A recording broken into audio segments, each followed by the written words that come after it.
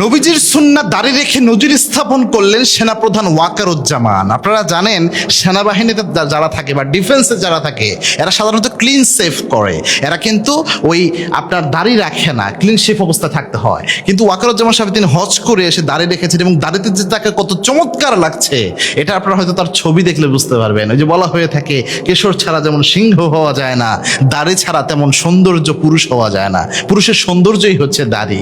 এবং আল্লাহর হাবিবের সুন্নাহ এটা। বলতে পারেন হুজুর দাড়িতে কি ইসলাম নাকি, এত আবেগ আপ্লুত হওয়ার কি আছে? হ্যাঁ, দাড়ি বড় একটা বিষয় এবং বাংলাদেশের প্রেক্ষাপটে তো আরো বেশি আলোচনার বিষয়।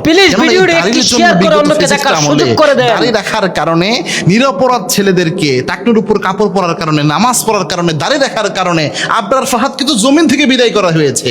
যে শিবির বা একটা ট্যাগ দিয়েছে, লুঙ্গি ট্যাগ দেওয়া হতো দাড়ি রাখলে।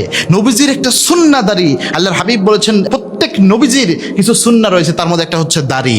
এবং দাড়ি রাসূলুল্লাহ ইসলামের একটা ওয়াজিব বিধান বলতে পারেন, ও আমাদের জন্য ওয়াজিব, পুরুষদের জন্য দাড়ি রাখা করে। আল্লাহর হাবিব জানিয়েছেন মান আহাব্বা সুন্নতি ফাকাদ আহাব্বানি, যে ব্যক্তি আমি নবীজির একটা সুন্নতকে ভালোবাসতে পারে সে যেন আমি স্বয়ং নবীকে ভালোবাসলো। আর যে আমি নবীর সুন্নতকে ভালোবাসে ওই ব্যক্তি মাইয়া ফিল জান্নাহ, আমার সাথে জান্নাতে চলে যাবে। সুবহানাল্লাহ, একটা নবীজির সুন্নাহ। আপনি সবাই যে সুন্নাহ মানে না, এর ব্যতিক্রম ভাবে যদি আপনি মানতে পারেন ওই সুন্নাহটাকে, এবং এটা বিশাল ফজিলত রয়েছে। এক হাদিসে এবং বর্ণনা এসেছে 100 গোলাপের শহীদের সওয়াব হয়। যে সুন্নাহটা সবাই মানতেছে না, ওই মুহূর্তে যদি আপনি ওই সুন্নাহটাকে জীবিত করতে পারেন। সুবহানাল্লাহ। সুতরাং আমরা অবশ্যই তার এই কাজের প্রশংসা করছি যে সে গতানুগতিক ধারার বিপরীতে এসে দাঁড়িয়ে রেখেছেন।